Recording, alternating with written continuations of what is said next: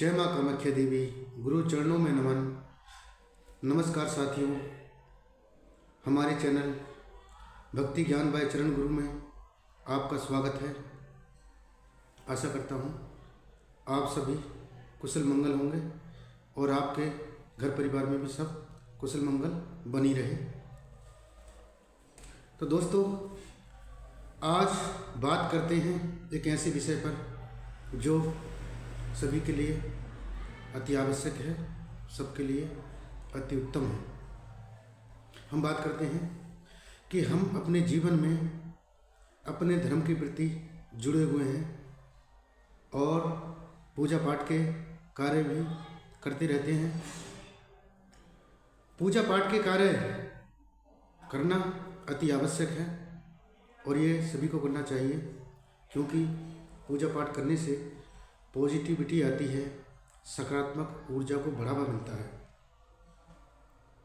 लेकिन बात ये है कि पूजा पाठ करने से पहले, कोई भी साधना करने से पहले, देवी देवताओं को जागृत करने से पहले सबसे पहली साधना होती है हमारे अपने शरीर की। स्वस्थ शरीर, निरोगी काया होना अति आवश्यक है।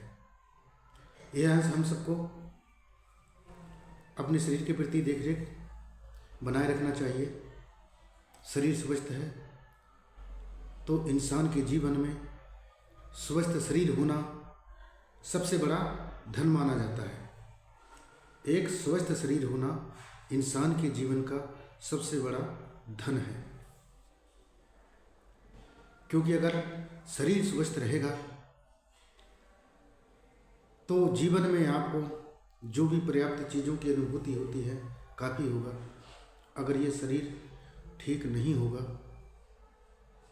तो इसको ठीक करने के लिए लोगों की संपत्ति खत्म हो जाती है, शरीर फिर भी ठीक नहीं होता है। तो विषय है इसी बात को लेकर कि अपना शरीर स्वस्थ होना अति आवश्यक है, परंतु किन कारणों से, किस तरह से अपने शरीर को प्रति देखरेख की जाए। हमें ज़रूरत है सबसे बड़ी सेवा, सबसे पहली सेवा अपने शरीर, स्वस्थ शरीर को स्वस्थ बनाए रखना।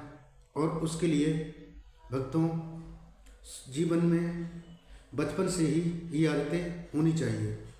यह सब नवयुवक साथियों के लिए भी ये बात करनी अति आवश्यक है कि अपने जीवन में हमेशा नियम के प्रति बने रहें। पहला नियम, सभी चीज़ों से निर्वृत्त होकर आप नहाना धोना जरूरी होता है। नहा धोकर स्वस्थ रखा जाता है।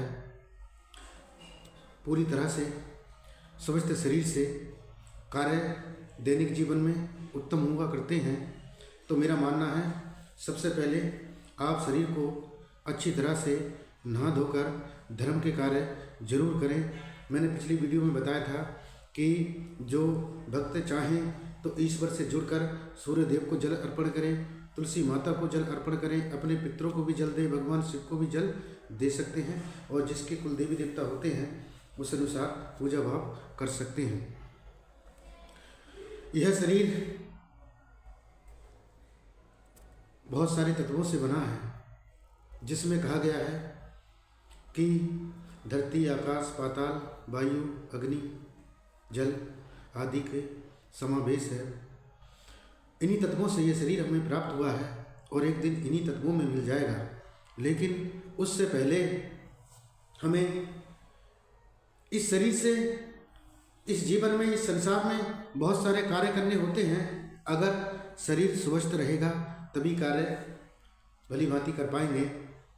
तो मैं चाहता हूँ साथियों कि आप सभी लोग नित्य कर्म में अपने प्रति नहाने धोने का विशेष ध्यान रखें, खान पान का विशेष ध्यान रखें और कुछ समय अपने लिए योगा के रूप में जरूर निकालें।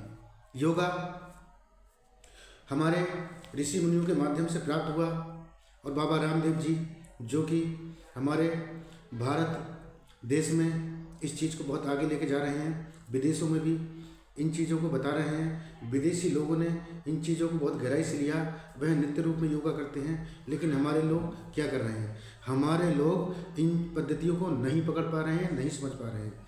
खाने कमाने के पर्पज़ से अपने जीवन में बने रहते हैं, लेकिन अपने शरीर के प्रति ध्यान नहीं देते। योगा हमारे जीवन में एक वो पद्धति है कि इससे शरीर के बहुत सारे कष्टों को ठीक किया जा सकता है। योगा बहुत ज़रूरी करें।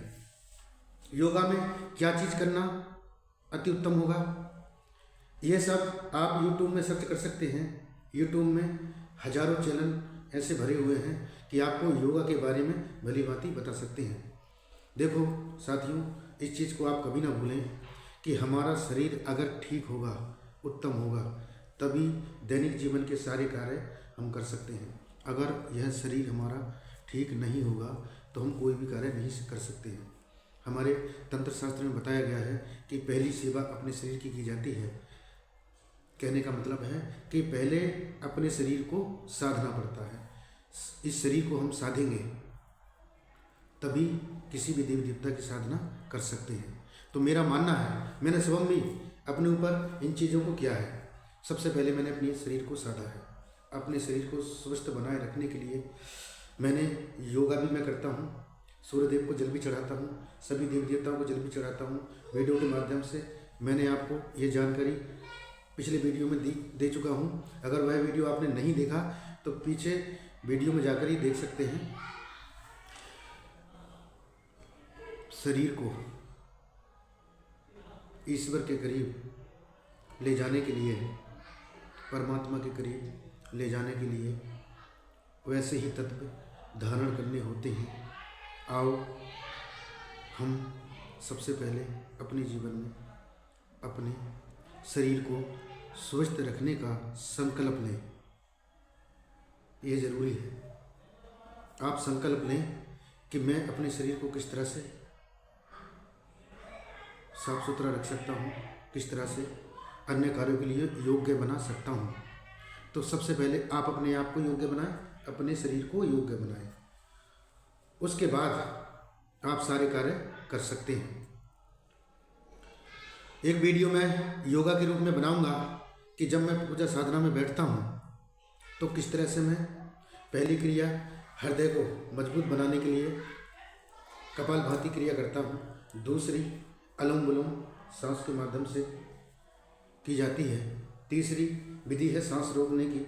आप कितनी देर सांस रोक सकते हैं, आप ये देखना, एक बार कोशिश करके देखना। कि अगर ये वीडियो आपको अच्छा लगा तो आप मेरे चैनल से जुड़िए, लाइक कीजिए, सब्सक्राइब कीजिए, कमेंट कीजिए, बेल आइकन घंटी को प्रेस कीजिए।